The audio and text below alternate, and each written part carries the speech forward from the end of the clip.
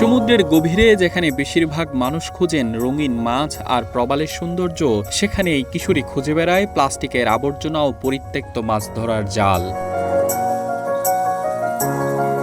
মাত্র ১১ বছর বয়সে সমুদ্র থেকে ৩,০০০ কেজিরও বেশি প্লাস্টিক বর্জ্য ও পরিত্যক্ত জাল অপসারণ করেছেন ভারতের চেন্নাইয়ের থারাগাই আরাধনা। শুধু তাই নয়, এরই মধ্যে ১০০রও বেশি স্কুবা ডাইভ সম্পন্ন করেছেন এই কিশোরী।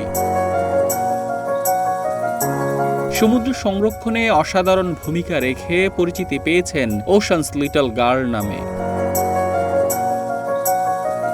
চেন্নাইয়ের বাসিন্দা থারাগাই আরাধনার সমুদ্রের সঙ্গে সম্পর্ক শুরু খুব অল্প বয়সে। তার বাবা অরবিন্দ থারুনশ্রী একজন পেশাদার স্কুবা ডাইভিং প্রশিক্ষক। এরই সুবাদে মাত্র ৫ বছর বয়সেই পানির নিচের জগৎকে কাছ থেকে দেখার সুযোগ পান আরাধনা। শুরুতে সমুদ্রের সৌন্দর্য তাকে মুগ্ধ করলেও ধীরে ধীরে তিনি দেখতে পান সমুদ্রের দূষণের ভয়াবহ চিত্র। প্লাস্টিক বর্জ্য, ফেলে দেয়া বোতল, চিপসের প্যাকেট এবং পরিত্যক্ত মাছ ধরার জালে ভরে যাচ্ছে সমুদ্রতল।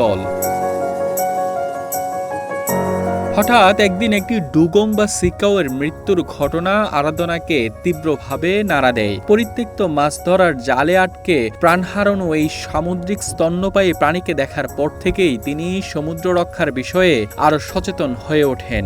মাত্র ৭ বছর বয়সে বাবার সঙ্গে নিয়মিত সমুদ্র পরিষ্কার অভিযানে অংশ নিতে শুরু করেন এই কিশোরী। খুব অল্প বয়সে তার এই উদ্যোগ মানুষের নজর কাড়ে। ২০২২ সালে মাত্র ৮ বছর বয়সে প্রায় ৬০০ কিলোগ্রাম প্লাস্টিক বর্জ্য সরানোর কাজে অংশ নিয়ে আলোচনায় আসেন থারাগাই আরাধনা। এরপর থেকে ধারাবাহিকভাবে বিভিন্ন পরিচ্ছন্নতা অভিযানে সমুদ্র থেকে প্রায় ৩,০০০ কেজিরও বেশি প্লাস্টিক ও গোস্ট নেট নামে পরিচিত পরিত্যক্ত মাছ ধরার জাল অপসারণ করেছেন। পরিবেশবিদদের মতে প্লাস্টিক ও পরিত্যক্ত জাল সামুদ্রিক জীববৈচিত্র্যের জন্য বড় হুমকি। এসব প্লাস্টিক ও জালে আটকে কচ্ছপ, ডুগং, মাছসহ অসংখ্য সামুদ্রিক প্রাণী মারা যায়।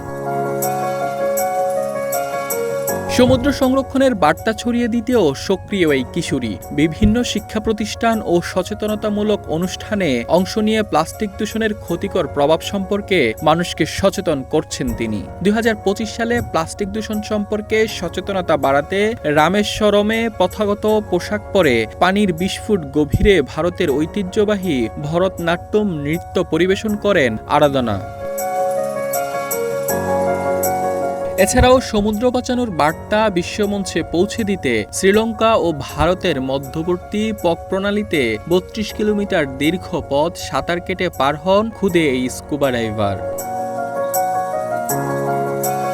Mainuddin Shamsuzzaman, one digital desk.